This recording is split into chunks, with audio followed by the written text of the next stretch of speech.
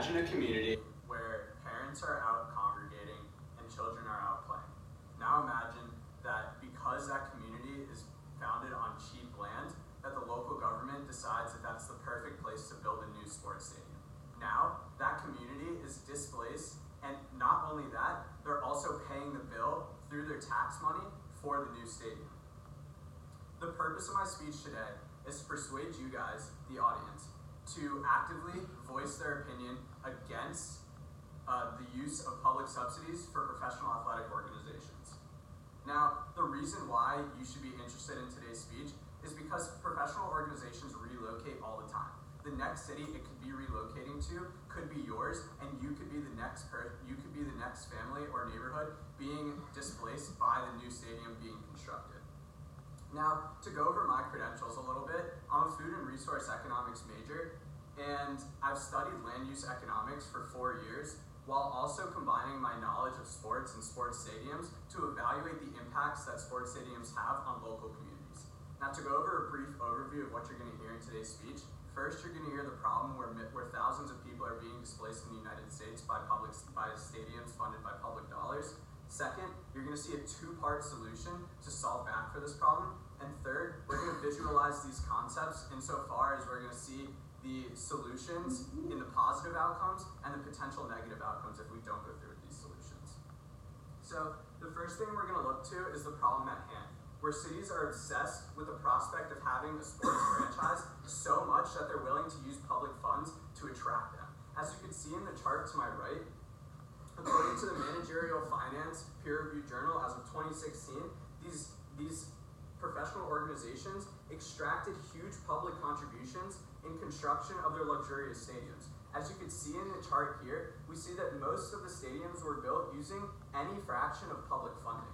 Now, this is important when you look to the table here on this next slide, when Lewandowski in 2007, a professor of Westchester University, stated that Nationals Park displaced a total of 8,000 people. The reason being is that because it was built using public money, the public and the local government was able to use eminent domain to actually move out and displace these people, either directly through destroying their houses or indirectly through rent increases arising from the new stadium. Now, you might think that there is a problem here that cannot be solved. However, there are multiple solutions to this problem that can wind up actually alleviating the stress and the pressure being experienced by the local communities. The first of which is by voting and participating in local elections. Now, in these local elections, you should be voting for elected officials who are interested in actually benefiting the public using the public funds. We've seen this work in history when we saw the city of Oakland elect Mayor Schaaf, who actually, when asked about the prospect of losing the Oakland A's, said they will not make the same mistakes in the past, which is when they actually built the Coliseum to attract the Oakland Raiders. So they won't make those same mistakes in the past that they're now still paying for, even though the Raiders are no longer in Oakland. Insofar as that's true, we saw Mayor Schaaf actually say she will not prostitute the city for the pride of having a professional sports team. Now, the second way we're going to see a solution to this problem is from Dominique Wilkins of Clark University as of 2016, who said that you could actually use rent stabilizers to actually stabilize the local communities and make sure that they're not at risk of actually being displaced. Now, we've seen this work in multiple occasions. However, we could highlight the LA Times in May of 2019, just this year, where they were constructing the new stadium for the Rams and the Chargers and actually put into place a 5% moratorium on rent increases, where rents can't increase over 5% simply due to the construction of the new project.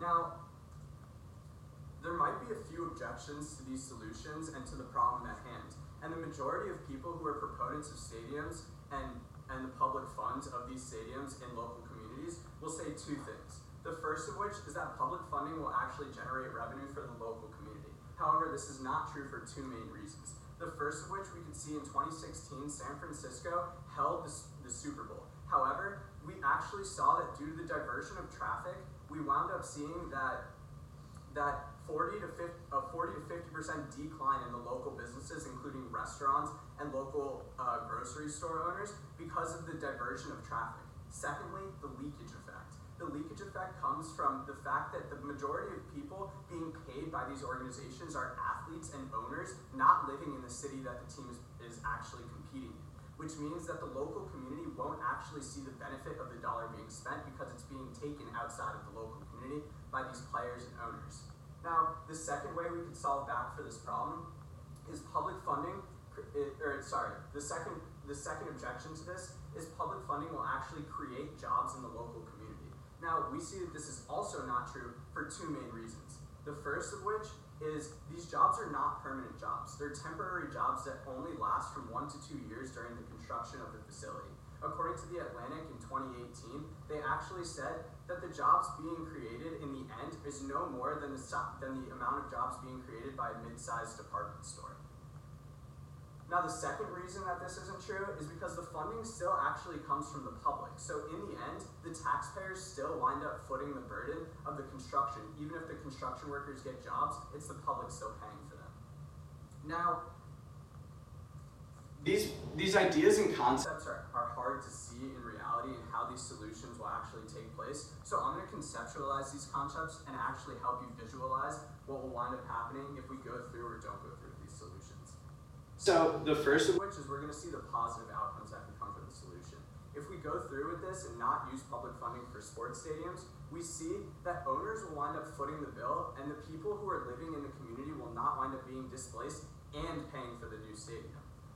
The potential negative outcomes, as we see in the Cincinnati Enquirer in 2019, we could see these 17 people were displaced from the construction of the Cincinnati FC soccer stadium. As a result, we could see that multiple people will keep being displaced so long as new stadiums are being constructed using public funding. Now, this is important when you look to one specific scenario of Jamae, who's 9 years old, and her sister, who's 7 years old, who actually had to fight to keep their family in the local community due to the sports stadium. Now, in conclusion, why does this all matter? The first step that you could take in order to stop public funding being used for sports stadiums is to actually go out and be a participant in your local community. Go to the votes, elect your elected officials, make sure you're keeping them accountable at their town hall meetings and during referendums. Also, why does this matter so much to me?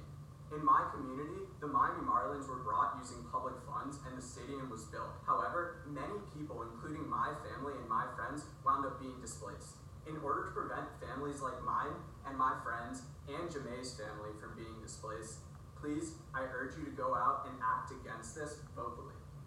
Additionally, the only way to stop all this is to actually be a participant in your community.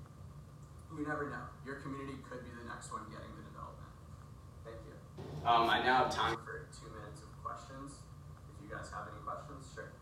What would you say to the argument that a stadium and having a professional team can improve the image of the city and kind of put it on the map? So there's a lot of arguments that say that it could actually produce intangible benefits like civic pride and things like that and bring the local community together. However, when you look at it on balance, you have to look to the tangible benefits or harms like the economic benefits, which we see it doesn't actually wind up helping the community. We actually saw from the Nationals Park after 1 year of construction, it only generated $1 million of revenue while costing the city of Washington, D.C. $14 million of revenue. Any other questions? So there seems to be a lot of evidence of like stadiums that were built using public funds, but do you also have evidence that show that there were some stadiums built with private funds that yielded better results? So there's not much evidence on the contrary of using private funds. The majority of evidence that I researched personally was the use of public funds and what happened from the use of public funds. However, we've seen in the past that if you go back to that chart that I had earlier, that public funds were used, but some cases there were less public funds used, and those teams actually wound up being more successful in their franchises, like the New England Patriots and the New York Giants, who wound up winning 2 Super Bowls since their stadium was built. Any other questions? coming.